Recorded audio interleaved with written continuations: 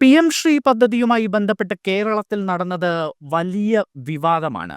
കേന്ദ്രത്തിന്റെ PM ശ്രീ പദ്ധതിയെ തങ്ങൾ അനുകൂലിക്കുന്നില്ല എന്നാണ് കേരള സർക്കാർ ആദ്യം പറഞ്ഞത്. എന്നാൽ പിന്നീട് നിലപാട് മാറ്റിയ സർക്കാർ കേന്ദ്ര സർക്കാരിന്റെ PM ശ്രീ പദ്ധതിയിൽ അണിചേരുകയായിരുന്നു. ഇതിനെതിരെ കേരളത്തിൽ പ്രതിപക്ഷം വലിയ പ്രതിഷേധങ്ങളും വിമർശനങ്ങളും ഒക്കെ ഉന്നയിച്ചിരുന്നു.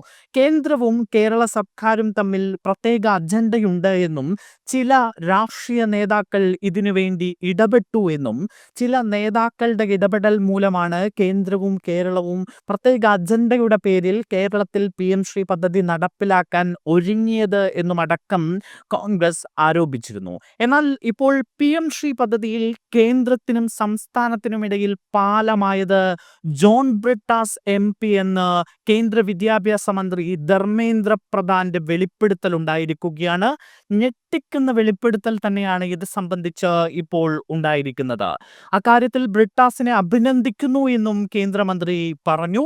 രാജ്യസഭയിലായിരുന്നു ധർമ്മേന്ദ്ര പ്രധാന്റെ അപ്രതീക്ഷിതമായ വെളിപ്പെടുത്തൽ ഉണ്ടായത്. സർവസമ്മതത്തോടെയാണ് PM ശ്രീ പദ്ധതിയിൽ കേന്ദ്രവുമായി കേരളം ധാരണാപത്രത്തിൽ ഒപ്പിട്ടത്. കേരളത്തിലെ വിദ്യാഭ്യാസ മന്ത്രി തന്നെ കണ്ട് സമ്മതം അറിയിച്ചിരുന്നു എന്നും കേന്ദ്ര വിദ്യാഭ്യാസ മന്ത്രി വിവരിച്ചു. എന്നാൽ പിന്നീട് എന്ത് സംഭവിച്ചു എന്ന് അറിയില്ല എന്നും ധർമ്മേന്ദ്ര പ്രധാൻ രാജ്യസഭയിൽ വ്യക്തമാക്കി. സംസ്ഥാന സർക്കാരിലെ ആഭ്യന്തര തർക്കം മൂലം പദ്ധതി നടപ്പിലാക്കുന്നില്ല എന്നാണ് മനസ്സിലാകുന്നത്. ആശയക്കുഴപ്പമുണ്ടാക്കിയത് സംസ്ഥാന സർക്കാർ തന്നെയാണ് എന്നും ധർമ്മേന്ദ്ര പ്രധാൻ കുറ്റപ്പെടുത്തി. കേന്ദ്ര സർക്കാരിന്റെ വിദ്യാഭ്യാസ പദ്ധതിയായ PM ശ്രീയിൽ ചേരില്ല എന്നായിരുന്നു കേരളം ആദ്യം മുതലേ സ്വീകരിച്ചിരുന്ന നിലപാട്. LDF സർക്കാരിന്റെ പ്രഖ്യാപിത നയമായിരുന്നു അത്.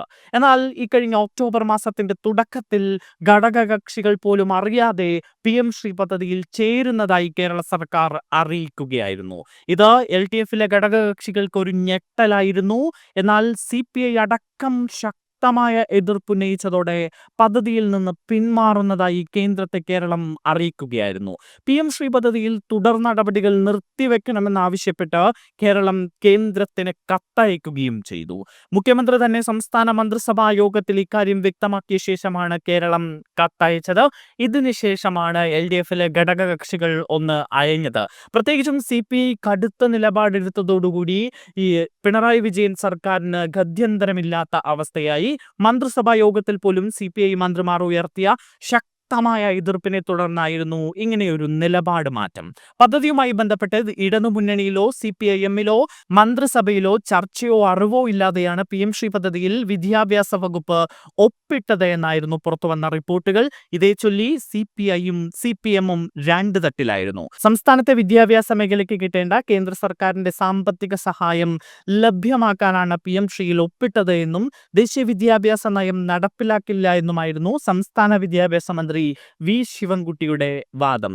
എന്തായാലും ഇപ്പോൾ PM ശ്രീ പദ്ധതിയിൽ സർക്കാരിനും കേന്ദ്രത്തിനുമിടയിൽ പാലമായത് ജോൺ ബ്രിട്ടാസ് MP ആണ് എന്ന് ഇപ്പോൾ കേന്ദ്ര വിദ്യാഭ്യാസ മന്ത്രി തന്നെ വെളിപ്പെടുത്തിയിരിക്കുകയാണ്. ഇതൊരു വലിയ വെളിപ്പെടുത്തൽ തന്നെയാണ്.